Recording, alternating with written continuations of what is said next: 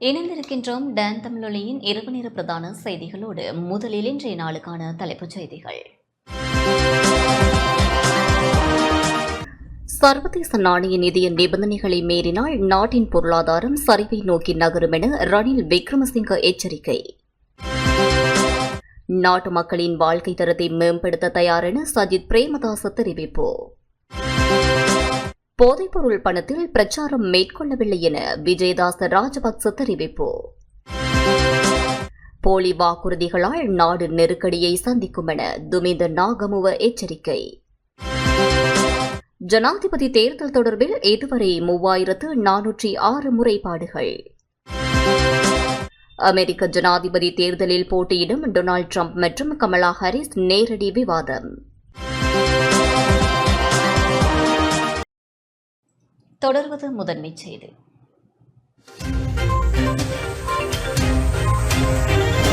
அனுசரணை வழங்குவோர் இலங்கை தாய்மார் நம்பிக்கையுடன் தெரிவு செய்வது மலிபன் கிரி.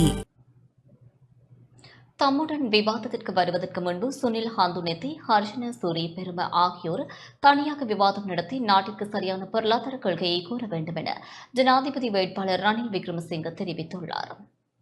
திசைகாட்டியின் பொருளாதார கொள்கை ஏற்றுமதி பொருளாதாரமா அல்லது இறக்குமதி பொருளாதாரமா என்று கேட்டதற்கு பதில் அளிக்காத அனுர திசாநாயக்க தன்னை விவாதத்திற்கு அழைப்பதாகவும் தன்னுடன் விவாதத்திற்கு வர முன்னர் அனுர, சுனில் ஹந்துனெத்தி, ஹர்ஷன சூரிய பெருமா ஆகியோர் தனியாக விவாதம் நடத்தி நாட்டுக்கு தமது சரியான பொருளாதார கொள்கையை கூற வேண்டும் எனவும் ஜனாதிபதி வேட்பாளர் ரணில் விக்ரமசிங்க தெரிவித்துள்ளார். குருநாகலில் நேற்று பிற்பகல் நடைபெற்ற குருநாகல் மாவட்ட அறிஞர்கள் மற்றும் வர்த்தக சமூகத்தினர் உடனான கூட்டத்தில் அவர் இதனை குறிப்பிட்டார். කුරුණෑගල දිස්ත්‍රික්කයේ දියුණු කරන්නට අපි පියවර අරගෙන තියෙනවා. විශේෂයෙන්ම කුරුණෑගල නගරයත් කුලියාපිටිය නගරයත් වන්නිහත් පුවත්තුවටත් විශේෂයෙන්ම මගේ අවධානය යොමු වෙලා තියෙනවා.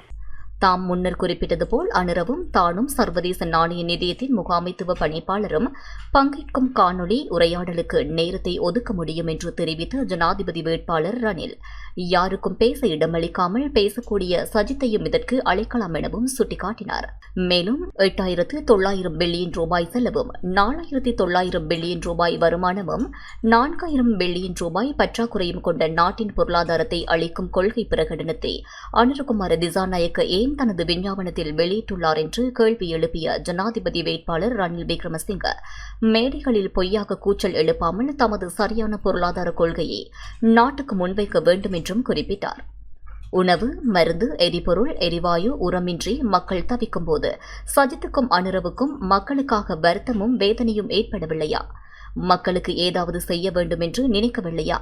அவர்கள் அப்படி செய்திருந்தால் இன்று நான் இங்கு இருந்திருக்க மாட்டேன். அவர்கள் தமது பொறுப்புகளை சரியாக நிறைவேற்றாத காரணத்தினால்தான் ஒரே ஒரு பாராளுமன்ற உறுப்பினராக இருந்து நாட்டின் ஜனாதிபதி பொறுப்பை ஏற்க நேர்ந்தது. எனக்கு பல அரசியல் கட்சிகளின் ஆதரவு கிடைத்தது. அந்த ஆதரவுடன் நாட்டின் பொருளாதாரத்தை முன்னோக்கி கொண்டு வந்தேன். முன்னாள் ஜனாதிபதி கோட்டாபய ராஜபக்ச பதவி விலகும் போது சபாநாயகரை தற்காலிக ஜனாதிபதியாக நியமித்து தேர்தலுக்கு சென்றிருந்தால் என்ன நடந்திருக்கும்? அதிகார இடைவெளியை உருவாக்கியிருந்தால் இன்று வங்கதேசம் இருக்கும் நிலையில் நாமும் இருக்க வேண்டியிருக்கும். நாட்டின் பொறுப்பை ஏற்று சர்வதேச நாணய நிதியத்தின் ஆதரவுடன் நாட்டின் பொருளாதாரத்தை முன்னோக்கி கொண்டு வந்தோம். அடுத்த ஆண்டு மக்களின் வாழ்க்கை சுமையை குறைப்பதற்கான முயற்சிகளை எடுப்போம். நாடு முழுவதும் முதலீட்டு வலயங்களை உருவாக்குவதோடு விவசாயத்தை நவீனமயமாக்கும் திட்டத்தை செயல்படுத்த ஆரம்பித்திருக்கின்றோம். இளையோருக்கான தொழில் வாய்ப்புகளும் உருவாக்கப்பட்டுள்ளன. சர்வதேச நாணய நிதியத்தின் நிபந்தனைகளை மீறி சந்தையில் பணம் வாங்கினால் வட்டி 25% இருக்கும். இப்படியான மாற்றத்தையா அவர்கள் எதிர்பார்க்கின்றனர்? அதனால் டாலரின் பெறுமதி 500 ரூபாயாக உயர்வடையும். சர்வதேச நாணய நிதியத்துடனான நிபந்தனைகளை மீறிவிட்டால் அவர்களின் ஆதரவு ரத்தாகும். அதனால் நாட்டின் பொருளாதாரம் சரிவை நோக்கி நகரும். ගෝඨාභය ජනාධිපතිතුමා ගිය අවස්ථාවේ අපි මොකද්ද වෙන්නේ? අපි කතානායකතුමාගෙන් ආණ්ඩුවක් හදලා ඡන්දෙට ගියාන. බලේ හිදසක් තියෙනවනේ. අද බංග්ලාදේශුනේ බලේ හිදස ඇති වුණා. நாட்டு மக்களின் வாழ்க்கை தரத்தை மேம்படுத்தி விருத்தியடைய செய்வதற்கான யுகத்தை உருவாக்க ஐக்கிய மக்கள் சக்தி தயாராக இருக்கின்றது என ஜனாதிபதி வேட்பாளர் சஜித் பிரேமதாச தெரிவித்துள்ளார். வெற்றி பெறுவது ரணில் அனுரகூட்டா அல்லது சஜித் பிரேமதாசவா என்று மக்கள் சிந்தனையுடன் தீர்மானிக்க வேண்டும் என ஐக்கிய மக்கள் கூட்டணியின் ஜனாதிபதி வேட்பாளர் சஜித் பிரேமதாச தெரிவித்துள்ளார். ஐக்கிய மக்கள் கூட்டணி ஏற்பாடு செய்த 44வது மக்கள் வெற்றி பேரணி நேற்று குளியாப்பட்டிய நகரில் மிகவும் வெற்றிகரமாக முன்னெடுக்கப்பட்டது. இதில் உரையாற்றும் போதே அவர் இவ்வாறு தெரிவித்தார். කර්මාන්තශාලා වැහිච්ච යුගයක්, රැකියා බිහි නොවන යුගයක්, මාතෘ ළමා මන්ද පෝෂණය වර්ධනය වෙන යුගයක්. தற்பொழுது நாட்டு மக்களுக்கு தெளிவான தீர்மானம் ஒன்று இருக்கும். ரணில் விக்ரமசிங்க மற்றும் அனுர்குமார திசாநாயக்க ஜோடிக்கு புல்லடியிடுவதா அல்லது இந்த நாட்டை கட்டியெழுப்புவதற்காக ஐக்கிய மக்கள் சக்தியை வெற்றி பெற செய்வதா என்று தீர்மானிக்க வேண்டும். இந்த பிரிவினை கோட்டை அடையாளம் கண்டு செயல்படுமாறு கோரிக்கை விடுக்கின்றேன். இந்த நாடு அதல பாதாளத்தில் விழுந்து மக்களின் வாழ்க்கை வீழ்ச்சி அடைந்தது. தொழிற்சாலைகள் மூடப்பட்டு தொழில் வாய்ப்புகள் உருவாக்கப்படாத ஒரு யுகத்தில் இருக்கின்றோம். குழந்தைகளுக்கும் தாய்மார்களுக்கும் மந்த போசனை அதிகரிக்கின்ற இந்த யுகத்தில் மக்களின் வாழ்க்கை தரத்தை மேம்படுத்தி விருத்தி அடைய செய்வதற்கான யுகத்தை உருவாக்குவதற்கு ஐக்கிய மக்கள் சக்தி தயாராக இருக்கின்றது. இந்த இளைஞர் சமூகத்திற்காக 1 மில்லியன் புதிய தொழில் வாய்ப்புகளை உருவாக்குவதோடு வறுமையை போக்குகின்ற நோக்கில் மாதம் ஒன்றுக்கு 20,000 ரூபாய் வீதம் 24 மாதங்களுக்கான நிவாரணத்தை வழங்குவோம். පුළුල් කරන්නට අපි අදහස් කරනවා. එපමණක් නොවේ. අපි කුරුණෑගල දිස්ත්‍රික්කයේ ආරම්භක වැඩපිළිවෙලක් හැටියට போதைப்பொருள் பணத்தில் பிரசாரம் மேற்கொள்ளவில்லை என விஜயதாஸ் ராஜபக்ச தெரிவித்துள்ளார். பாதாள உலக குழுவினரிடமிருந்து போதைப் பொருள் வர்த்தகர்களிடமிருந்தும் பணம் பெற்றுக்கொண்டு தேர்தல் பிரசாரத்தில் ஈடுபடவில்லை என தேசிய ஜனநாயக முன்னணியின் ஜனாதிபதி வேட்பாளர் விஜயதாஸ் ராஜபக்ச தெரிவித்துள்ளார். கொழும்பில் இன்று இடம்பெற்ற ஊடகவியலாளர் சந்திப்பில் கலந்து கொண்டு கருத்து வெளியிடும் போதே அவர் இவ்வாறு குறிப்பிட்டார். මට කියන්න තිබෙන්නේ ඒගොල්ලෝ අකමැති වුණත් කැමැති වුණත් IMF එකත් එක්ක ඉදිරියට යන්න ඕන.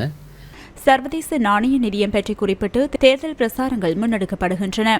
சர்வதேச நாணய நிதியத்துடனான உடன்படிக்கை என்பது கல்லில் செதுக்கப்படவில்லை.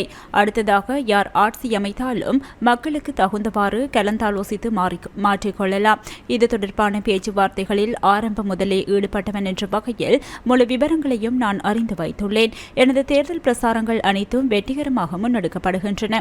ஒவ்வொரு கிராமங்களிலும் மதகுருமார்களை சந்தித்து எனது கொள்கை பற்றி தெளிவுபடுத்தியுள்ளேன். நான் வியாபாரிகளிடம் இருந்து பணம் பெற்றுக்கொள்ளவில்லை. அதேபோல பாதாள உலக குழுவினரிடம் இருந்தும் போதைப்பொருள் வர்த்தகர்களிடம் இருந்தும் பணம் பெற்றுக்கொண்டு தேர்தல் பிரசாரத்தில் ஈடுபடவில்லை.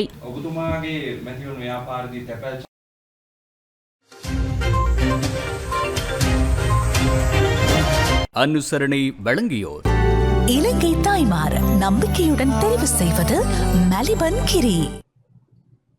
கடந்த 4, 5 மற்றும் 6ஆம் திகதிகளில் நடைபெற்ற தபால் மூல வாக்களிப்பில் வாக்களிக்க தவறியவர்கள் இன்று வாக்களித்தனர். ஜனாதிபதி தேர்தலுக்காக கடந்த 4, 5 மற்றும் 6ஆம் திகதிகளில் தபால் மூல வாக்களிப்பில் வாக்களிக்க தவறியவர்களுக்காக அந்தந்த மாவட்ட தேர்தல் அலுவலகங்களில் இன்று வாக்களிப்பு நடைபெற்றது. வாக்களிக்க தவறிய அனைத்து அரசு ஊழியர்களுக்கும் இன்றும் நாளையும் வாக்களிப்பதற்கு சந்தர்ப்பம் வழங்கப்பட்டுள்ளது. காலை 9 மணி முதல் மாலை 4 மணி வரை வாக்களிப்பு நடைபெற்றதுடன் நாளையும் தபால் மூல வாக்களிப்பு நடைபெறவுள்ளது. இதேவேளை ஜனாதிபதி தேர்தலுக்கான தபால் மூல வாக்களிப்புக்கு தகுதி பெற்றவர்களில் 98% வாக்களித்துள்ளதாக அஞ்சல் திணைக்களம் தெரிவித்துள்ளது.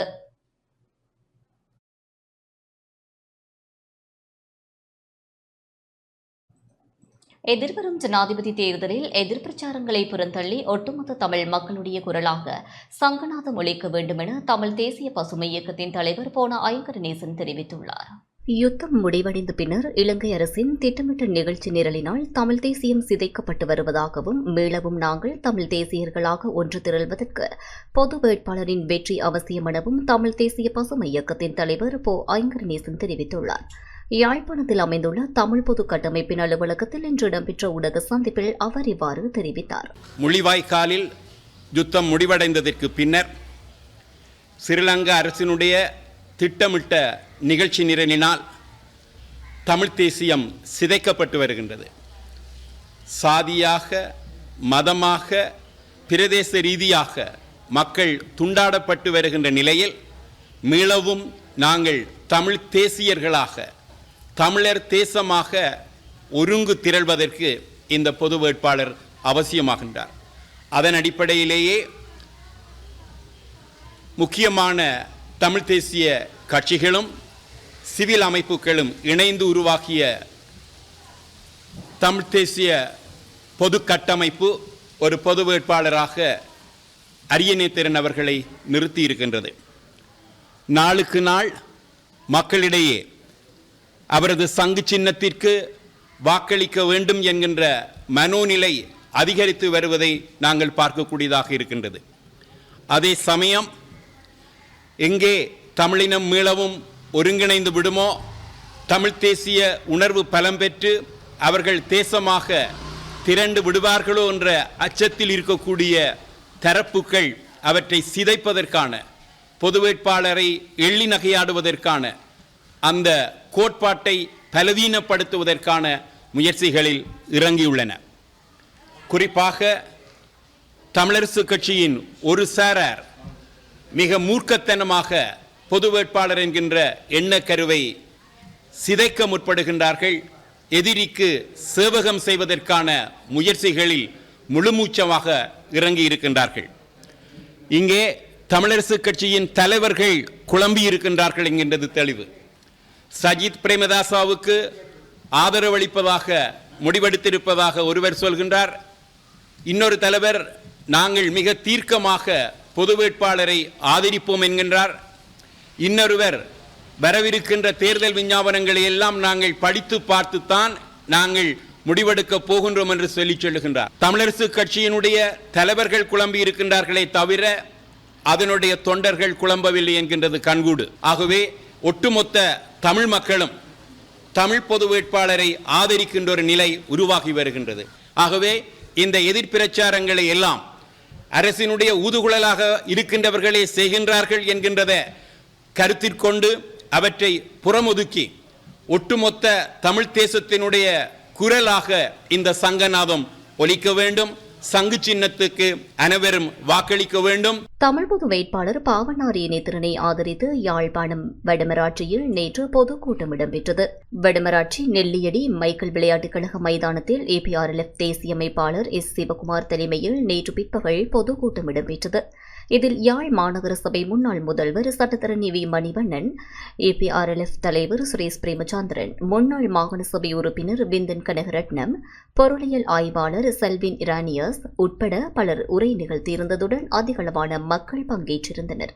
செப்டம்பர் மாதம் 27ஆம் தேதி தமிழ் நிலையத்துடைய வெற்றிக்கான வீரச்சங்கை நாங்கள் ஒவ்வொருவரும் எங்களுடைய புல்லடியினூடாக முன்வைக்க வேண்டும் என்பதை நான் இந்த சந்தர்ப்பத்திலே ஆணித்தரமாக உங்களிடம் வேண்டுகோளாக விடுத்துக்கொண்டு, இலங்கைக்கு உதவி செய்யக்கூடிய உங்களுக்கு பொருளாதார நிறுவனங்கள் வேர்ல்ட் பேங்காக இருக்கலாம், ஏசியன் டெவலப்மெண்ட் பேங்காக இருக்கலாம், IMF ஆக இருக்கலாம், கடன் கொடுக்கக்கூடிய நாடுகளாக இருக்கலாம், அவர்கள் அதனை விளங்கிக் கொள்வார்கள். ஆகவேதான் நாங்கள் இந்த விடயத்தை, இந்த ஜனாதிபதி தேர்தல் என்ற களத்தை தமிழ் மக்களுக்கு சாதகமாக பயன்படுத்திக் கொள்வது, இந்த களத்தை நாங்கள் சும்மா விட்டு போகக்கூடாது. எங்களுக்கு கிடைக்கக்கூடிய அந்த சந்தர்ப்பம் என்பது சரியான முறையில் தமிழ் மக்கள் கொடுத்த விலைக்கு அவர்கள் தங்களது உரிமைகளை பெற்றுக்கொள்வதற்கான அந்த அரசியல் நகர்வுகளை மேற்கொள்வதற்கு இது தமிழ் மக்கள் கொடுக்கக்கூடிய ஒரு ஒத்துழைப்பு அல்லது ஒரு ஆணையாக அது இருக்கும் என்று நாங்கள் நம்பினோம். தமிழ் தேசிய பொது கட்டமைப்பின் ஜனாதிபதி வேட்பாளர் பாவனார் இணைத்திறனை ஆதரித்து யாழ்ப்பாணம் ஊர்காவற்றுறை பகுதியில் நேற்று பிரசார நடவடிக்கை முன்னெடுக்கப்பட்டது. தமிழ் பொது வேட்பாளர் அதிக வாக்குகளை பெற்றுக்கொள்ள வேண்டும் என மெலிஞ்சுமுனை, புளியங்கூடல், பருத்தியடைப்பு, நாரந்தனி போன்ற இடங்களில் பிரசார நடவடிக்கைகள் மேற்கொள்ளப்பட்டன. வடக்கு மாகாண மீனவ அமைப்புகளின் ஏற்பாட்டில் இடம்பெற்ற இந்த தேர்தல் பிரசாரத்தில் அகில இலங்கை மீனவர் மக்கள் தொழிற்சங்க வடமாகாண இணைப்பாளர் அன்னலிங்க மன்னராசா, கடற்றொழிலாளர் கூட்டுறவு சங்கம், மீனவர் அமைப்புகளின் பிரதிநிதிகள் கலந்து கொண்டு மக்களுக்கு துண்டு பிரசுரங்களை வழங்கியிருந்தனர். தமிழ் பேசும் மக்களே, அரியநேந்திரன் ஐயா சங்கு சின்னத்தில் போட்டியிடுகின்றார், சங்குக்கு வாக்களிக்க வேண்டும் என்று ஒருமித்த குரலாக தென்னிலங்கைக்கும் உலகுக்கும் காட்டுவதற்காக நாங்கள் வாக்குகளுக்காக ஒவ்வொரு வீடு வீடாக சென்று கேட்டுக்கொண்டிருக்கின்றோம். ஒவ்வொரு தமிழ் பேசும் மக்களும் தமது உரிமைக்காகவும் தமது வாக்குகளை சங்கு சின்னத்தில் இட வேண்டும் என்று நாங்கள் கேட்டுக்கொள்கின்றோம். ஜனாதிபதி தேர்தலில் தமிழ் மக்கள் சார்பில் பொது வேட்பாளராக போட்டியிடும் பாவண்ணாரி நேத்திரனுக்கு வாக்களிக்குமாறு தமிழ்நாட்டில் ஈழத்தமிழர்களுக்கு ஆதரவாக செயற்பட்டு வரும் ஈழத்தமிழர் வாழ்வுரிமை கூட்டமைப்பு அறைகூவல் விடுத்துள்ளது. இது தொடர்பில் ஈழத்தமிழர் வாழ்வுரிமை கூட்டமைப்பின் ஒருங்கிணைப்பாளரும் திராவிடர் விடுதலைக் கழகத்தின் தலைவருமான கொளத்தூர் தாச மணி விடுத்துள்ள அறிக்கையில் இவ்விடயம் தெரிவிக்கப்பட்டுள்ளது. ஜனாதிபதி வேட்பாளர் ரணில் விக்ரமசிங்கவை ஆதரித்து ராஜாங்க அமைச்சர் காதர் மஸ்தான் பிரசாரத்தில் ஈடுபட்டார். நெடுங்கணியில் உள்ள வர்த்தக நிலையங்களுக்கும் சந்தை பகுதிக்கும் சென்ற ராஜாங்க அமைச்சர் குழுவினர் துண்டு பிரசுர விநியோகத்தில் ஈடுபட்டனர். செய்திகள் தொடர்கின்றன. உலர்வலய விவசாயம் தொடர்பான சர்வதேச மாநாடு கிளிநொச்சியில் இன்று நடைபெற்றது. உலர்வலய விவசாயம் தொடர்பான 10வது சர்வதேச மாநாடு கிளிநொச்சியில் இன்று நடைபெற்றது. இந்த மாநாடு யாழ் பல்கலைக்கழக விவசாய பீடத்தின் ஏற்பாட்டில் கிளிநொச்சி வளாக விவசாய பீட கேட்போர் கூடத்தில் விவசாய பீட பீடாதிபதி பேராசிரியர் கானா பகீரதன் தலைமையில் நடைபெற்றது. இந்த நிகழ்வில் பிரதம விருந்தினராக யாழ் பல்கலைக்கழக துணைவேந்தர் பேராசிரியர் எஸ். ஸ்ரீ சட்குணராஜா கலந்து கொண்டார். நிகழ்வில் சிறப்பு விருந்தினராக இந்தியா தமிழ்நாடு விவசாய பல்கலைக்கழகத்தின் பேராசிரியர் நோ சோமசுந்தரம் கலந்து கொண்டார். குறித்த நிகழ்வில் ஏனைய பீடங்களின் பீடாதிபதிகள், விவசாயத்துறையைச் சார்ந்தோர், பேராசிரியர்கள், விரிவுரையாளர்கள், பல்கலைக்கழக மாணவர்கள் என பலரும் கலந்து கொண்டனர்.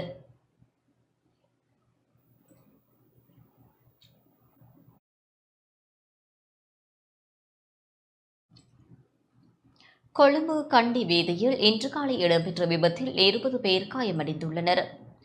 கொழும்பு கண்டி வீதியில் வரக்காப்புள துமலதனிய பகுதியில் பாரவூர்தி ஒன்றும் பேருந்தொன்றும் மோதி விபத்திற்குள்ளாகியுள்ளது. குறித்த விபத்தில் 20 பேர் காயமடைந்துள்ளதாக தெரிவிக்கப்படுகின்றது. விபத்து காரணமாக கொழும்பு கண்டி வீதியில் போக்குவரத்து நெரிசல் ஏற்பட்டதாக போலீசார் தெரிவித்துள்ளனர்.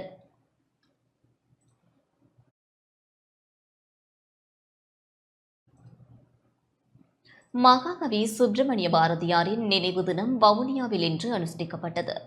மகாகவி சுப்பிரமணிய பாரதியாரின் 103வது நினைவு தினம் வவுனியாவில் இன்று அனுஷ்டிக்கப்பட்டது. வவுனியா குருமன்காட்டு சந்தியில் அமைந்துள்ள அவரது திருவுருவ சிலையடியில் நினைவு தின நிகழ்வுகள் முன்னெடுக்கப்பட்டன.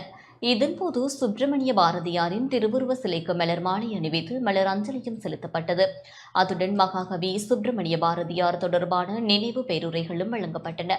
வவுனியா நகரசபை மற்றும் தமிழ் விருட்சத்தின் ஏற்பாட்டில் முன்னெடுக்கப்பட்ட இந்த நிகழ்வில் செட்டிக்குளம் பிரதேச சபையின் முன்னாள் தலைவர் ஜெகதீஸ்வரன், முன்னாள் நகரசபை உறுப்பினர் சேனாதிராஜா, நகரசபை முகாமைத்துவ சேவை உத்தியோகத்தர் புஷ்பகரன், தமிழ் விருட்சம் அமைப்பின் தலைவர் சந்திரகுமார் கண்ணன், முச்சக்கர வண்டி உரிமையாளர் சங்க தலைவர் ரவீந்திரன், பொது அமைப்பினர், பொதுமக்கள் என பலரும் கலந்து கொண்டனர்.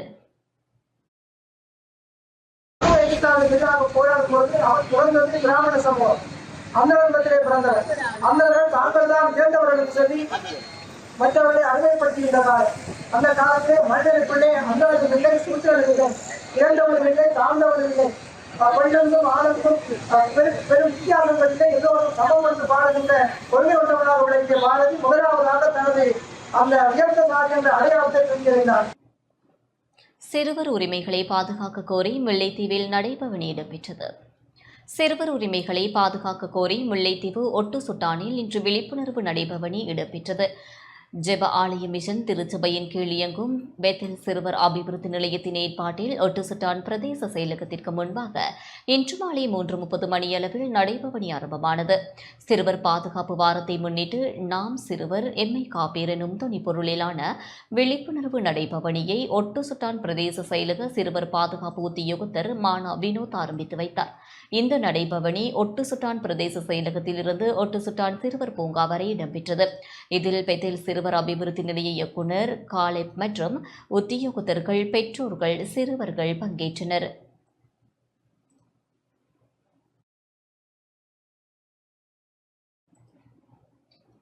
புதிய மகளிர் மற்றும் சிறுவர் விவகார ராஜாங்க அமைச்சர் நியமிக்கப்பட்டுள்ளார். சுகாதார ராஜாங்க அமைச்சர் சீதா அரம்பேபுல மகளிர் மற்றும் சிறுவர் விவகார ராஜாங்க அமைச்சராக ஜனாதிபதி ரணில் விக்ரமசிங்கவால் நியமிக்கப்பட்டுள்ளார்.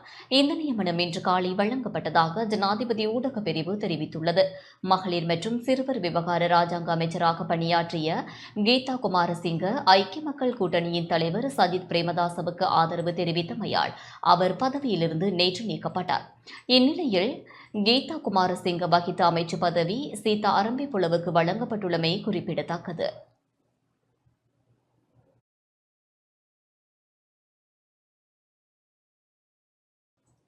ஜனாதிபதி வேட்பாளர் சஜித் பிரேமதாச பேராயர் மெல்கம் ரஞ்சித் ஆண்டகையை சந்தித்து கலந்துரையாடியுள்ளார். ஐக்கிய மக்கள் கூட்டணியின் ஜனாதிபதி வேட்பாளர் சஜித் பிரேமதாசவுக்கும் பேராயர் மெல்கம் ரஞ்சித் ஆண்டகைக்கும் இடையே இன்று சந்திப்பு இடம்பெற்றுள்ளது. கொழும்பில் அமைந்துள்ள பேராயரின் உத்தியோகபூர்வ இல்லத்தில் இந்த சந்திப்பு இடம்பெற்றுள்ளது. உயிர்த்த ஞாயிறு தாக்குதலில் உயிரிழந்தவர்களுக்கு நீதி நிலைநாட்டப்படும் என எதிர்க்கட்சித் தலைவர் சஜித் பிரேமதாச இதன்போது வாக்குறுதி அளித்துள்ளார். உயிர்த்த ஞாயிறு தாக்குதலில் பாதிக்கப்பட்டவர்களுக்கு நிவாரணங்களை பெற்றுக் கொடுக்கும் நோக்கில் நியமிக்கப்படுகின்ற நீதிமன்ற கட்டமைப்புக்கு தாம் தோள் கொடுப்பதாகவும் நீதிமன்ற கட்டமைப்பை மேலும் உறுதிப்படுத்த நடவடிக்கை எடுப்பதாகவும் இதற்காக மேற்கொள்ள வேண்டிய சட்ட ரீதியான நடவடிக்கைகளை முறையாக செயல்படுத்துவோம் என்றும் சஜித் பிரேமதாஸ் தெரிவித்துள்ளார். அவ்வாறே உயிர்த்த ஞாயிறு தாக்குதலில் பாதிக்கப்பட்டவர்களுக்கு நிவாரணங்களை வழங்குவதோடு இதன் பிரதான சூத்திரதாரிக்கு தகுதி தராதரம் பாராது தண்டனையை பெற்றுக் கொடுப்பதற்கும் நடவடிக்கை எடுப்பேன் என்றும் எதிர்க்கட்சித் தலைவர் மேலும் சுட்டிக்காட்டினார். போலி வாக்குறுதிகளால் நாடு நெருக்கடியை சந்திக்கும் என துமிந்த நாகமுவ தெரிவித்துள்ளார். பொதுவான கொள்கை இல்லாமல் போலியான வாக்குறுதிகள் வழங்கப்படுவதால் நாடு மிகப்பெரிய நெருக்கடியை சந்திக்கும் என முன்னிலை சோசலிச கட்சியின் பிரச்சார செயலாளர் துமிந்த நாகமுவ தெரிவித்துள்ளார். கொழும்பில் இன்று இடம்பெற்ற ஊடகவியலாளர் சந்திப்பின் போதே அவர் இதனை குறிப்பிட்டார். රටට ගෙවිය නොහැකි විශාල අනතුරකට රටවත් වෙන අපි ජනතාවට එකයි කියන්නේ මේ වෙලාවේ වමක් ශක්තිමත් කරන්න කියලා. වාමාංශ ව්‍යාපාරය ශක්තිමත් කරන ඒක අත්‍යවශ්‍යයි. ඔක්කොම දකුණට ගහගෙන ගිහිල්ලා තියෙන වෙලාවේ වමක් ශක්තිමත් කිරීම ඉතාම බරපතල දේශපාලන අවශ්‍යතාවයක් කියලා තියෙනවා. ඒ කියන්නේ බීපීඑක වමේ නැද්ද? නෑනේ. අපි නෙමෙයි ඒගොල්ලෝ කියනවනේ ඒක නෑ කියලා. ඒක වමේ නෙමෙයිනේ. ஆட்சியமைக்கும் எதிர்பார்ப்பில் போலியான வாக்குறுதிகள் ஜனாதிபதி வேட்பாளர்களால் வழங்கப்படுகின்றன. மக்களை சந்தோஷப்படுத்துவதற்காக நிறைவேற்ற முடியாத விடயங்களை முன்வைக்கின்றனர். கொள்கை இல்லாமல் செயற்படுவதால் நாடு மிகப்பெரிய நெருக்கடியை எதிர்கொள்ள நேரிடும். வரிசை யுகத்தை இல்லாமல் செய்துள்ளதாக ஜனாதிபதி ரணில் விக்ரமசிங்க கூறி வருகிறார். அவ்வாறெனின் கடவுச்சீட்டை பெற்றுக்கொள்ள மிக நீண்ட வரிசையை உருவாக்கியவர் யார் என்பதை நாம் கேட்க விரும்புகின்றோம். சஜித் மற்றும் அனுர ஆகியோரின் தேர்தல் விஞ்ஞாபனங்கள் குறித்து தெளிவற்ற தன்மை காணப்படுகின்றது. இவ்வாறானோர் குறித்து மக்கள் தெளிவு பெற வேண்டும். පැනලා කියලා කියනකොට අර මේ එක්තරා ව්‍යාපාරිකයෙක් ඒගොල්ලෝ අප්පුඩි ගහනවා ඒ කතාවට. ඉතින් මම හිතන්නේ ඒ පක්ෂයේ තුල ඉන්න ක්‍රියාකාරී සමාජිකයින්ගෙන් ඒ සහෝදර සහෝදරියන් අපි ඉල්ලා හිටනවා මේ ප්‍රශ්නේ පොඩ්ඩක් මේ කල්පනා කරලා බලන්න සලකා බලන්න. එන්න මේක සරල නැහැ. දැන් මේක කාටද තේරෙන්න පුළුවන් අර ඔය කියන්නේ ඒක வடக்கு கிழக்கில் ரணில் வெற்றி பெறுவார் என ராஜித சேனாரத்ன தெரிவித்துள்ளார். கொழும்பில் இருக்கும் சுமந்திரன் எம்பிக்கு யாழ்ப்பாண மக்களின் மனநிலையை புரிந்து கொள்ள முடியாது என நாடாளுமன்ற உறுப்பினர் ராஜித சேனாரத்ன தெரிவித்துள்ளார். கொழும்பில் இன்று இடம்பெற்ற ஊடகவியலாளர் சந்திப்பில் கலந்து கொண்டு கருத்து வெளியிடுகையிலேயே அவர் இதனை குறிப்பிட்டார். මේ ද්‍රවිඩ නායකයෙකුට කොළඹ ඉන්නේ. හොඳේ. එතකොට යාපනයේ ද්‍රවිඩ ජනතාවගේ නායකයෝ ඉන්නවා. දැන් ඒකනේ ශ්‍රීධරන් දිනන්නේ. කවුරුවක්වත් නොහඳුනන ශ්‍රීධරන් ඇයි දිනන්නේ? ශ්‍රීධරන්ව යාපනයේ මිනිස්සු අද හඳුනනවා. සුමන්දිරන්ට වඩා. ඒ තේරෙනවද? இலங்கை தமிழரசு கட்சி சஜித் பிரேமதாசவுக்கு ஆதரவளிப்பதாக அறிவித்தபோது அந்த கூட்டத்தில் மாவை சேனாதிராஜா, ஸ்ரீதரன், சார்ல்ஸ் நிர்மலநாதன் ஆகிய முக்கியஸ்தர்கள் கலந்து கொண்டிருக்கவில்லை. இந்த விடயம் தொடர்பில் கூட்டமைப்பில் அங்கம் வகிக்கும் உறுப்பினர்களுடன் நான் கலந்துரையாடினேன். உண்மை நிலவரம் என்னவென்பதை அவர்கள் என்னிடம் கூறினார்கள். சுமந்திரன் கொழும்பில் இருக்கிறார். வடக்கு மக்களின் மனநிலை அவருக்கு புரியாது. ஸ்ரீதரன் போன்றோர் ஊரில் மக்களுடன் இருக்கிறார்கள். மக்கள் என்ன நினைக்கிறார்கள் என்பது அவ்வாறான தலைவர்களுக்கே புரிந்து கொள்ள முடியும். வடக்கு கிழக்கில் மக்களின் வாக்குகள் ரணில் விக்ரமசிங்கவுக்கே கிடைக்கும். எமக்கு கிடைத்த கருத்து கணிப்புகளின் பிரகாரம் ரணில் விக்ரமசிங்க முதலிடத்திலும் அனுரகுமார திசாநாயக்க இரண்டாம் இடத்திலும் சஜித் பிரேமதாச மூன்றாம் இடத்திலும் உள்ளனர். සෙනගගෙනාව යාපනයේ මාත් එක්ක ගියේ චීන කොමියුනිස්ට් පක්ෂයේ සහෝදරුත් එක්ක කවුරුලා තමයි මම එදා මේ ඒක කරේ. මම බස් 11ක් ගෙනාවා. මොකද මට කුමාරෝපසිංහ සහෝදරයා කිව්වා ජනවේගයේ නායකයා රාජිත දොරේයප්පා. ஜனாதிபதி தேர்தல் தொடர்பில் இதுவரை 3406 முறைப்பாடுகள் கிடைத்துள்ளதாக தேர்தல் ஆணைக்குழு தெரிவித்துள்ளது. ஜனாதிபதி தேர்தல் தொடர்பில் கடந்த ஜூலை மாதம் 31ஆம் தேதி முதல் நேற்று வரை 3406 முறைப்பாடுகள் கிடைத்துள்ளதாக தேர்தல் ஆணைக்குழு தெரிவித்துள்ளது. தேர்தல் சட்டங்களை மீறியமை தொடர்பில் தேசிய தேர்தல் முறைப்பாட்டு முகாமைத்துவ நிலையத்திற்கு 1199 முறைப்பாடுகளும், மாவட்ட தேர்தல் முறைப்பாட்டு முகாமைத்துவ நிலையத்திற்கு 2106 முறைப்பாடுகளும் கிடைக்கப்பெற்றுள்ளன. இதேவழி மாவட்ட தேர்தல் முறைப்பாட்டு முகாமைத்துவ நிலையத்திற்கு வன்முறை சம்பவங்கள் தொடர்பில் 28 முறைப்பாடுகளும், ஏனைய விடயங்கள் தொடர்பில் 73 முறைப்பாடுகளும் கிடைக்கப்பெற்றுள்ளன என தேர்தல் ஆணைக்குழு குறிப்பிட்டுள்ளது. யாழ்ப்பாணம் மாநகர சபை முன்னாள் முதல்வர் அமரர் பொன் சிவபாலனின் 26வது ஆண்டு நினைவு நிகழ்வு இன்று யாழ்ப்பாணத்தில் இடம்பெற்றது. யாழ்ப்பாணம் மாநகர சபை முன்னாள் முதல்வரும் தமிழர் விடுதலை கூட்டணியின் சட்டத்துறை செயலாளருமான அமரர் பொன் சிவபாலனின் 26வது ஆண்டு நினைவு நிகழ்வு யாழ்ப்பாணம் சித்தங்கணியில் உள்ள அன்னாரது இல்லத்தில் இடம்பெற்றது. குடும்ப உறுப்பினர்களால் ஏற்பாடு செய்யப்பட்ட நிகழ்வில் திருவுருவப் படத்திற்கு ஈகை சுடரேற்றி மலர் மாலை அணிவித்து மலர் தூவி அஞ்சலி செலுத்தப்பட்டது. இதில் குடும்ப உறுப்பினர்கள் மற்றும் யாழ்ப்பாணம் மாநகர சபை முன்னாள் உறுப்பினர் தானா முகுந்தன் ஆகியோர் அஞ்சலி செலுத்தினர். 1998ஆம் ஆண்டு செப்டம்பர் மாதம் 11ஆம் தேதி யாழ் மாநகர சபையில் மாநகர போக்குவரத்து தொடர்பில் உயர் அதிகாரிகளுடன் கலந்துரையாடல் இடம்பெற்ற வேளை கூரை மேல் வைக்கப்பட்ட கிளைமோர் தாக்குதலில் பொன் சிவபாலன் உயிரிழந்தார்.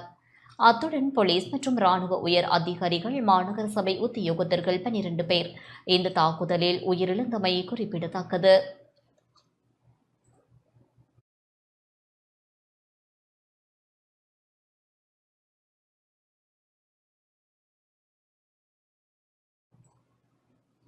மலையக கட்சித் தலைவர்கள் மக்களிடம் வாக்கு கேட்பது சுகபோகத்திற்கானதும் சுயநலத்திற்கானதுமே என அருட்தந்தை மா சத்திவேல் தெரிவித்துள்ளார். மலையக கட்சித் தலைவர்கள் மக்களிடம் வாக்கு கேட்பது சுகபோகத்திற்காகவும் சுயநலத்திற்கானதுமே எனவும், மலையக மக்களை வைத்து அரசியல் செய்வதை ஏற்றுக்கொள்ள முடியாது எனவும் சமூக நீதிக்கான செயற்பாட்டாளரும் மலையக சமூக ஆய்வு மையத்தின் இணைப்பாளருமான அருட்தந்தை மா சத்திவேல் தெரிவித்துள்ளார். இன்று ஊடகங்களுக்கு வெளியிட்டுள்ள அறிக்கையில் இவ்வாறு குறிப்பிட்டுள்ளார். மலையக தமிழர்கள் 200 வருட வரலாற்றை இந்நாட்டில் தமதாக்கி தனித்துவ தேசிய இனமாக வளர்ந்து வருகின்றார்கள். இவர்களை அசிங்கப்படுத்தி அரசியல் செய்வதை ஏற்றுக்கொள்ள முடியாது என அருட்தந்தை மா சத்திவேல் குறிப்பிட்டுள்ளார்.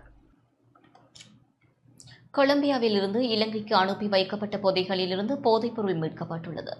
கொலம்பியாவிலிருந்து விமான தபால் சேவை மூலம் கட்டுநாயக்க விமான நிலையத்திற்கு அனுப்பி வைக்கப்பட்ட பொதிகளிலிருந்து போதைப்பொருள் மீட்கப்பட்டுள்ளது. குறித்த பொதிகளிலிருந்து 2 கிலோ 14 கிராம் கொகைன் போதைப்பொருள் மீட்கப்பட்டுள்ளதாக சுங்க போதைப்பொருள் கட்டுப்பாட்டு பிரிவினர் தெரிவித்துள்ளனர். இந்த போதைப்பொருளானது மின் உபகரணங்களில் மிகவும் சூட்சமமான முறையில் மறைத்து வைக்கப்பட்ட பொதிகளாக அனுப்பி வைக்கப்பட்டுள்ளதாக அதிகாரிகள் குறிப்பிட்டுள்ளனர். இந்த கொகைன் போதைப்பொருளின் மொத்த பெறுமதி 75 மில்லியன் ரூபாய் என மதிப்பிடப்பட்டுள்ளது.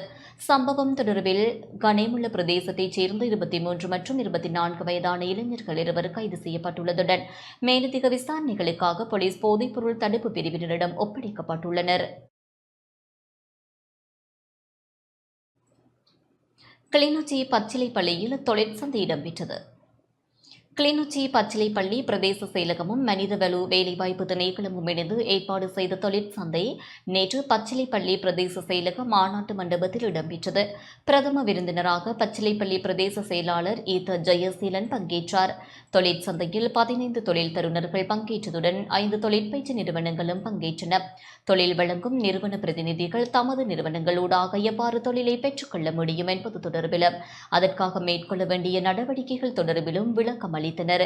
இந்த நிகழ்வில் பச்சிலைப்பள்ளி பிரதேச உதவி பிரதேச செயலாளர் சானா குணஜா, பிரதி திட்டமிடல் பணிப்பாளர் ராணா மானதி, நிர்வாக உத்தியோகத்தர் சி சாயந்தினி, மாவட்ட செயலகம் மற்றும் பிரதேச செயலகங்களின் மனிதவள வேலைவாய்ப்பு திணைக்கள உத்தியோகத்தர்கள், தொழில் வழங்கும் நிறுவனங்களின் பிரதிநிதிகள் மற்றும் வேலைவாய்ப்புக்காக காத்திருந்த நூற்றுக்கணக்கான இளைஞர் யுவதிகள் என பலர் பங்கேற்றனர்.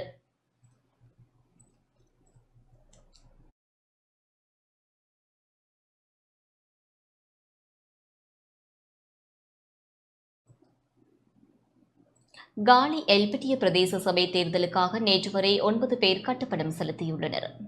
காலி எல்பிட்டிய பிரதேச சபை தேர்தலுக்காக கடந்த ஆகஸ்ட் மாதம் 26ஆம் தேதி முதல் நேற்று வரை 9 பேர் கட்டப்படம் செலுத்தியுள்ளதாக தேர்தல் ஆணைக்குழு தெரிவித்துள்ளது. எல்பிட்டிய பிரதேச சபை தேர்தலில் போட்டியிடுவதற்கு ஸ்ரீலங்கா பொதுஜன பெரமுன சார்பில் சாகர காரியவசமும் சுயேட்சை வேட்பாளராக சுசிரி குணசுந்தர ககவே விதானவும், தேசிய மக்கள் சக்தி சார்பில் ரத்னகமகேவும், ஜனசத பெரமுன சார்பில் பத்திரமுள்ள சீலரத்ன தேரரும், ஐக்கிய மக்கள் சக்தி சார்பில் பொலந்த ஹேவா ஜயந்த ஜெயவீரவும், பொதுசன ஐக்கிய முன்னணி சார்பில் மஹிந்த செனரத் பண்டாரவும், ஜனநாயக மக்கள் காங்கிரஸ் சார்பில் நிருஷ நந்தகுமாரவும், ஸ்ரீலங்கா கம்யூனிஸ்ட் கட்சி சார்பில் WV ஜகத் புஷ்பகுமாரவும், பொதுசன ஐக்கிய சுதந்திர முன்னணி சார்பில் ரமேஷ் பத்ரனவும் கட்டுப்பணம் செலுத்தியுள்ளனர். அந்த வகையில் எல்பிட்டிய பிரதேச சபை தேர்தலுக்கான கட்டுப்பணம் செலுத்தும் காலம் இன்றுடன் நிறைவடைந்துள்ளது.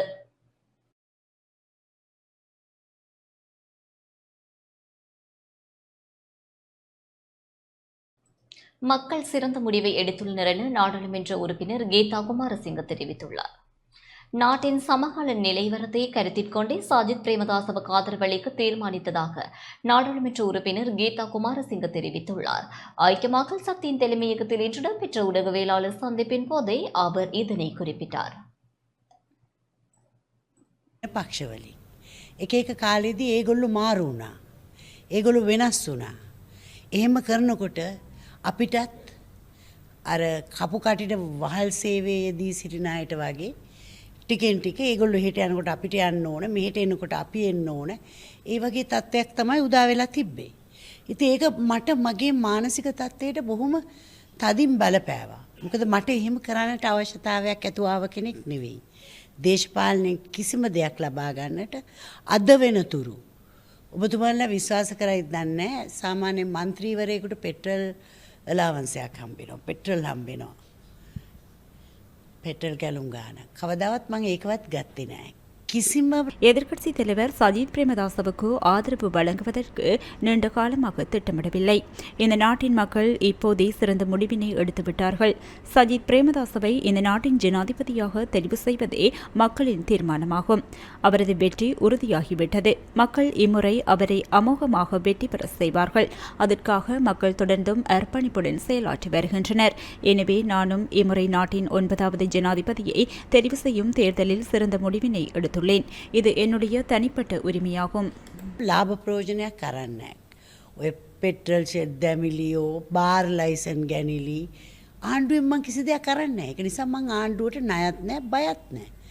මම ස්වාධීන තීරණ ගන්නේ මම ரணிலுக்கு ஆதரவாக அனுர செயற்படுவதாக ஐக்கிய மக்கள் சக்தியின் நாடாளுமன்ற உறுப்பினர் ஹர்ஷன ராஜகருணா தெரிவித்துள்ளார். ரணில் விக்ரமசிங்கவும் அனுரகுமார திசாநாயக்கவும் ரகசிய ஒப்பந்தம் மேற்கொண்டு செயற்பட்டு வருவதாக ஐக்கிய மக்கள் சக்தியின் நாடாளுமன்ற உறுப்பினர் ஹர்ஷன ராஜகருணா தெரிவித்துள்ளார். கொழும்பில் இன்று இடம்பெற்ற ஊடகவியலாளர் சந்திப்பில் கலந்து கொண்டு கருத்து வெளியிடும் போதே அவர் இதனை குறிப்பிட்டார்.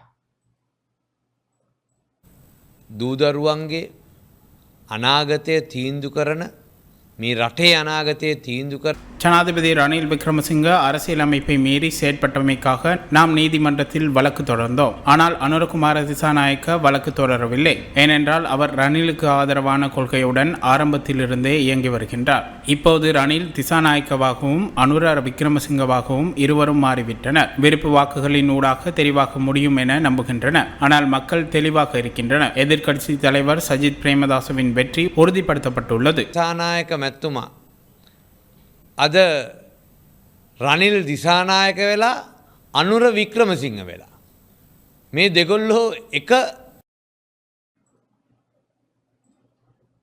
ஊழியர்களின் குறைந்தபட்ச வேதன திருத்த சட்டமூலத்தில் சபாநாயகர் சான்றிதழ்படுத்தினார். ஊழியர்களின் தேசிய குறைந்தபட்ச வேதன திருத்த சட்டமூலத்தில் அரசியலமைப்பின் 79 உறுப்புரைக்கமைய சபாநாயகர் மஹிந்தயாப்பா அபிவர்தன இன்று தனது கையொப்பத்தை இட்டு சான்றிதழ்படுத்தியுள்ளார். 2016ஆம் ஆண்டு 3ஆம் இலக்க ஊழியர்களின் தேசிய குறைந்தபட்ச வேதன சட்டத்தை திருத்துவதற்கான இந்த சட்டமூலம் தொடர்பான 2வது மதிப்பீட்டு விவாதம் கடந்த 3ஆம் தேதி நாடாளுமன்றத்தில் இடம்பெற்றது. இதில் குறித்த சட்டமூலம் வாக்கெடுப்பும் திருத்தங்கள் இன்றியும் நிறைவேற்றப்பட்டது.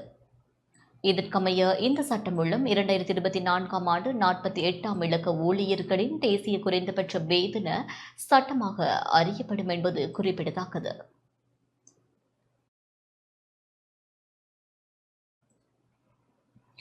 சமத்துவ கட்சியின் பதிவு ரத்து செய்யப்பட்டுள்ளது. முன்னாள் நாடாளுமன்ற உறுப்பினர் முருகேசு சந்திரகுமாரின் சமத்துவ கட்சியின் பதிவு ரத்து செய்யப்பட்டுள்ளதாக தேர்தல்கள் ஆணைக்குழு அறிவித்துள்ளது. சமத்துவ கட்சி கடந்த 3 வருடங்களுக்கு முன்பு பதிவு செய்யப்பட்டு தேர்தல்கள் ஆணைக்குழுவினால் அரசியல் கட்சியாக ஏற்றுக்கொள்ளப்பட்டது. இந்நிலையில் பதிவு செய்யப்பட்ட காலம் முதல் இன்று வரை கட்சியின் கணக்கு அறிக்கை தேர்தல்கள் ஆணைக்குழுவுக்கு சமர்ப்பிக்கப்படவில்லை எனவும் இது தொடர்பில் ஆணைக்குழுவினால் 3 முறை கடிதம் அனுப்பப்பட்டும் பதில் அளிக்காத காரணத்தினால் கட்சியின் பதிவு ரத்து செய்யப்பட்டுள்ளதாக தேர்தல்கள் ஆணைக்குழு குறிப்பிட்டுள்ளது. இது தொடர்பில் அறிந்து கொள்வதற்காக டான் செய்தி பிரிவு அவரை தொலைபேசியில் தொடர்பு கொண்டு வினவிய போது மீள எம்மை அழைத்து கருத்து தெரிவிப்பதாக அவர் பதிலளித்துள்ளார். இதனிடையே சமத்துவ கட்சி இம்முறை ஜனாதிபதி தேர்தலில் வேட்பாளர் சஜித் பிரேமதாசவுக்கு ஆதரவு வழங்கியிருந்தமை குறிப்பிடத்தக்கது. புலமை பரிசில் பரீட்சை பயிற்சி வகுப்புகள் செயலமர்வுகள் என்பன இன்று நள்ளிரவு முதல் அமலுக்கு வரும் வகையில் தடை செய்யப்பட்டுள்ளதாக பரீட்சை திணைக்களம் அறிவித்துள்ளது.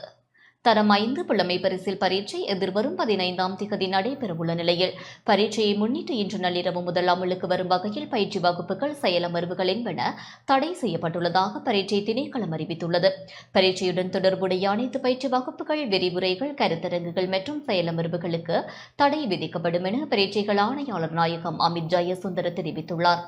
சுவரொட்டிகள், பதாகைகள், துண்டு பிரசுரங்கள் மற்றும் மின்னணு, அச்சிடப்பட்ட அல்லது சமூக ஊடக தளங்களில் உள்ளடக்கம் போன்ற விளம்பரங்களை வெளியிடுவது, யுக கேள்விகள் அடங்கிய வினாத்தாள்கள் அச்சிட்டு விநியோகிப்பதும் தடை செய்யப்பட்டுள்ளதாக பரீட்சைகள் ஆணையாளர் நாயகம் அறிவுறுத்தியுள்ளார்.